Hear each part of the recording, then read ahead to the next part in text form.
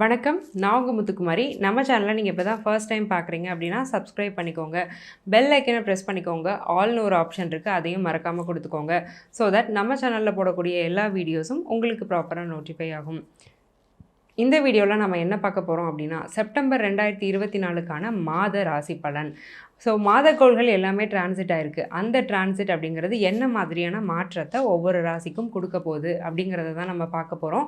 அதோடு சேர்த்து லக்கி டே என்ன, லக்கி கலர் என்ன, லக்கி நம்பர் என்ன, சந்திராஷ்டமம் என்னைக்கு, இந்த மாதத்தோட கிரக நிலைகளை அனுசரித்து நீங்கள் என்ன செய்யலாம் செய்யக்கூடாது அப்படிங்கிறத இந்த வீடியோவில் நான் டீட்டெயில்டாக பேசியிருக்கேன். ஸோ நீங்கள் ஃபுல்லாக கேட்டுக்கோங்க. இந்த மாதத்தில் எந்தெந்த கோள்கள்லாம் டிரான்சிட் ஆகிருக்கு அப்படின்னு நீங்கள் பார்த்தீங்கன்னா, சூரியன் சிம்மத்திலிருந்து கன்னிக்கு செப்டம்பர் 17ஆம் தேதி மாறுறாரு. கன்னியில் இருந்த சுக்ரன் செப்டம்பர் 18ஆம் தேதி துலாமுக்கு மாறி ஆட்சி ஆகுறாரு. செவ்வாய் மிதுனத்தில் இருக்க, புதன் சிம்மத்தில் இருக்க, கடகத்தில் சந்திரன் இருக்க இந்த மாதம் பிறக்குது. ஸோ இந்த மாதம் ஒவ்வொரு ராசிக்கும் எப்படி இருக்குன்னு பார்த்துட்டு வரோம். அந்த வரிசையில் நாம் இப்போ பார்க்கக்கூடிய ராசி தனுசு. காலபுருஷ தத்துவத்துப்படி 9வது ராசி. ஆன்மீக ஸ்தானம், ஆன்மீக கிரகமான குருவின் சொந்த வீடு, மூலத்திரிகோண வீடு. இந்த வீட்டுக்கான பலன் என்ன, இந்த தனுசு ராசிக்காரங்க இந்த மாதம் எப்படி இருக்க போகிறாங்க அப்படிங்கிறத தான் பார்க்க போகிறோம். ஃபர்ஸ்ட் அலர்ட் என்னென்னா, கடன், நோய், எதிரி, இந்த 3 விஷயத்துலையும் கவனமாக இருக்கணும். ஏன்னா 6ஆம் இடத்துல குரு இருக்கிறதுனால இந்த 3 விஷயத்துலையும் கவனமாக இருக்கணும். ஏன் இந்த ஒன்றை மட்டும் நான் முன்னாடி சொன்னேன்னா, மித்த எல்லாமே பாசிட்டிவ். இந்த 3ல் தான் பிரச்சனை. வயசுக்கு தகுந்த மாதிரி பிரச்சனை இருக்கும். ரொம்ப வயசானவங்களாக இருந்தீங்கன்னா ஹெல்த் இஷ்யூஸ் இருக்கும். நடு வயசுலேருந்து முன்னேறிட்டு இருந்தீங்கன்னா கடன் தொல்லை இருக்கும். சில பேருக்கு எதிரிகளும் இருப்பாங்க. வேலை செய்கிற இடத்துல எதிரிகள், இல்லை லவ் ரிலேஷன்ஷிப்பில் பிரேக்கப், அந்த மாதிரியான விஷயங்களில் வந்து நீங்கள் சஃபர் ஆகிட்ருப்பீங்க. சரி, ஓகேங்க. ஒவ்வொரு செக்டாருக்கும் நாங்கள் எப்படி இருக்க போகிறோம் அப்படின்னு நீங்கள் கேட்டுக்கிட்டீங்க அப்படின்னா, ஃபஸ்ட்டு பிஸ்னஸ் பீப்புளை எடுத்துக்கலாம். ஆன்மீகம், கோல்டு, ஃபினான்ஸ், இந்த மாதிரியான ஃபீல்டில் இருக்கிறவங்கெல்லாம் நல்லா இருக்க போகிறாங்க. ஸோ ஆன்மீகம்னா நான் தப்பாக சொல்ல வரல. ஆன்மீக பொருட்களை நீங்கள் சேல்ஸ் பண்ணுறீங்க. கோவில் வாசலில் கடை வச்சுருக்கீங்க. தேங்காய் கடை, வெத்தலைப்பாக்கு கடை, பூக்கடை, பழக்கடை, சுவாமிக்கான அபிஷேக பால் கொடுக்குறீங்க.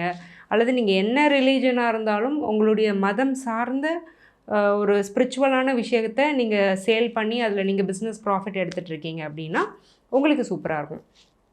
அப்போ மித்தவங்களுக்கெல்லாம் நல்லா இருக்காதா அப்படின்னா அந்த மாதிரி கிடையாது. இவங்களுக்கு இன்னும் எக்ஸ்ட்ரா ஆடடாக ரொம்பவே நல்லாயிருக்கும். இவங்க நிறைய ஃப்ளரிஷ் ஆவாங்க. நிறைய பேர் இந்த மாதிரி செக்டாரில் ஒரு தொழிலை நீங்கள் தொடங்கணும்னு ஒரு ஆசை இருக்குது. தனுசு ராசியில் பிறந்துட்டுனாலும் நீங்கள் கண்டிப்பாக தொழில் தொடங்கலாம். ஸோ ரொம்பவே நல்லாயிருக்கும். சரிங்க, நாங்கள் தொழிலெலாம் பண்ணலை, நாங்கள் வேலையில் தான் இருக்கோம், எங்களோட வேலை வாய்ப்பு அப்படிங்கிறது எப்படி இருக்கும்னு நீங்கள் கேட்டிங்கன்னா, 10ஆம் இடம் ஸ்ட்ராங் தாங்க, ஈக்குவலி ஸ்ட்ராங், எந்த பிரச்சனையும் இல்லை. 6ஆம் இடம் வளர்த்துருக்கிறதுனால காம்படிட்டிவ் எக்ஸாமினேஷன்ஸில், இன்டர்வியூஸ்லலாம் வின் பண்ணக்கூடிய ஒரு பிராப்தம் இருக்குது. ஏன்னா 6ஆம் இடம்ங்கிறது போட்டி போட்டு ஜெயிக்கிறது. ஸோ போட்டி போட்டு ஜெயிக்கிறது குறிக்கிறது 6ஆம் இடம். அப்போ எல்லா இன்டர்வியூவுமே 6ஆம் இடத்துக்கு கீழே தான் வரும். 6ஆம் இடத்துல ஒரு சுபகிரகமான குரு, அதாவது உங்களுடைய ராசிநாதனே போய் உட்கார்ந்துருக்கிறதுனால போட்டி போட்டு ஜெயிச்சு ஒரு வேலையை வாங்குவீங்க. இன்டர்வியூ அட்டன் பண்ணி, நிறைய பேரோட சேர்ந்து இன்டர்வியூ அட்டன் பண்ணி 1 or 2 சீட்ஸ் தான் இருந்தாலுமே, 2 வேக்கன்சி தான் இருந்தாலுமே அதில் 1 நீங்கள் வாங்குறதுக்கான பிராப்தங்கிறது ரொம்ப ஸ்ட்ராங்காக இருக்குது. ரொம்ப நாளாக ஜாப் மாறணும்னு நினைக்கிறவங்க இந்த மாதத்தை யூட்டிலைஸ் பண்ணிக்கோங்க. ஹஸ்பண்ட் அண்ட் ஒய்ஃபோட ரிலேஷன்ஷிப் எப்படி இருக்குன்னு கேட்டிங்கன்னா, 5ஆம் அதிபதி 7ல் உட்காந்துருக்கிறாரு. நிறைய பேருக்கு மனசுக்கு பிடிச்ச மாதிரி திருமணமாக இருக்கும். லவ் மேரேஜ் பண்ணிகிட்டே சண்டையில் உட்காந்துட்ருப்பீங்க. செவ்வாய் வேறு ராசியை பார்க்குறாரு. தனுசு கொஞ்சம் பொறுமையான ராசி தான். பட் இந்த மாதம் அநியாயத்துக்கு கோவம் வரும். ஏன்னா செவ்வாய் வேறு ராசியை பார்ப்பார். உடம்பு ஹீட் ஆகும், ஹேர் ஃபால் ஆகும், கண்ணு பொங்கும், எரிச்சல் வரும். கோபம் அப்படிங்கிறத, அதாவது ஆங்கர் அப்படிங்கிறத விட இரிட்டேஷன் அப்படிங்கிறது அதிகமாக இருக்கும். எதை பார்த்தாலும் எரிச்சல் வரும். இன்ஃபேக்ட் இப்படி படுத்திருந்தா கூட திரும்பி திரும்பி படுத்துட்ருப்பீங்க. நேராக படுத்து நிம்மதியாக தூங்க முடியாது. இது காரணம் செவ்வாயுடைய பார்வை ராசி மேலே விழுது. அப்போ தேவையில்லாமல் வார்த்தைகளை கணவன்கிட்டேயோ மனைவிகிட்டேயோ பிரயோகப்படுத்தாதீங்க. ஸோ மனைவியை பற்றியோ கணவனை பற்றியோ தேர்ட் பர்சன், உங்களுடைய அப்பா அம்மாவே இருந்தாலும் உங்கள் ஹஸ்பண்ட் அண்ட் ஒய்ஃபை பொறுத்த வரைக்கும் தேர்ட் பர்சன்ஸ் தான், அவங்கக்கிட்ட ரிவீல் பண்ணாதீங்க. இந்த மாதிரியான விஷயங்களில் மட்டும் கொஞ்சம் கவனமாக இருங்க. முக்கியமாக வார்த்தையில் கவனமாக இருங்க, உங்கள் செயல்லையும் கவனமாக இருங்க. சரி, ஓகே. சைல்டு பர்த் அப்படிங்கிறது எப்படி இருக்குது? 5ஆம் அதிபதி 7ல் இருக்கிறாரு. ஸோ நல்லா இருக்குது. சைல்டு பர்த்தை பற்றி எந்த பிரச்சனையும் இல்லை. செவ்வாயுடைய பலம் நல்லா தான் இருக்குது. குருவும் 6ல் இருந்தாலும் ஒன்றும் பிரச்சனை இல்லை. என்ன தான் இருந்தாலும் அவர் ஒரு சுபகிரகம் தான். ஸோ அவர் எதையும் கெடுக்க போகிறதில்ல. இங்கே எதுவுமே நெகட்டிவாக இல்லைன்னு சொல்லலாம். ஸோ குழந்தைக்கு முயற்சி பண்ணிங்கன்னா தசாபுத்தி ஃபேவரபுளாக இருக்கும் பட்சத்தில் கண்டிப்பாக கன்சீவ் ஆகிறதுக்கான பிராப்தத்தை கோச்சாரம் கொடுக்குது. கோச்சாரம் புத்திரஸ்தானத்தில் எந்த தடையுமே கொடுக்கல. சரிங்க, ஓகே. நாங்கள் ப்ராப்பர்ட்டி வாங்கலாமா? 4ஆம் அதிபதி 6ல், அங்கே தான் கவனமாக இருக்கணும். யார்கிட்டயோ பணத்தை கொடுத்து ஏமாந்தேன், எங்கேயோ பணத்தை போட்டு ஏமாந்தேன் அப்படிங்கிறதுக்கான வாய்ப்பை இந்த 6ல் இருக்கக்கூடிய குரு கொடுப்பாரு. நிறைய பேர் பணத்தை ஏமாந்துட்டு கோர்ட் வாசலை போய் மிதிச்சிருப்பீங்க ஆல்ரெடி. ஸோ இந்த மாதிரியான விஷயங்கள்லாம் கண்டிப்பாக நடந்திருக்கும். இனிமேலும் கவனமாக இருங்க, கொஞ்சம் பொறுமையாக இருங்க. இந்த குரு மட்டும் டிரான்சிட் ஆகிக்கட்டும், 6லேருந்து 7ஆம் இடத்துக்கு போயிட்டு உங்கள் ராசியை பார்க்கட்டும், சூப்பராக இருக்கும். மிதுனத்துக்கு குரு போய்க்கட்டும், கொஞ்சம் பொறுமையாக இருங்க. அதுக்கப்புறம் நீங்கள் கண்டிப்பாக ப்ராப்பர்ட்டிஸ்லாம் வாங்கலாம்.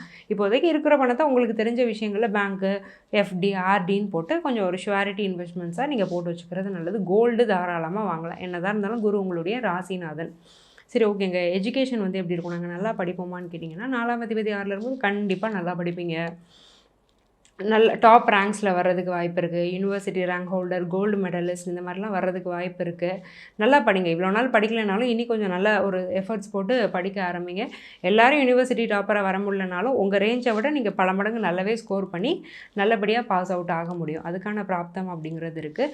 பேங்க் எக்ஸாம் எழுதக்கூடிய தனுசு ராசிக்காரங்க நிறைய பேருக்கு வந்து செலெக்ஷன்ஸ் இருக்குது. அதேமாதிரி மெடிக்கல் ப்ரொஃபஷனில் இருக்கக்கூடிய தனுசு ராசிக்காரங்க, ஈவன் டாக்டர், கம்பவுண்டர், நர்ஸ்லேருந்து மெடிக்கோ அப்படின்னு வந்துட்டாலே உங்களுக்கெல்லாம் வந்து இந்த மாதம் கண்டிப்பாக நல்லா தான் இருக்க போகுது. அதில் எந்த டவுட்டுமே இல்லை.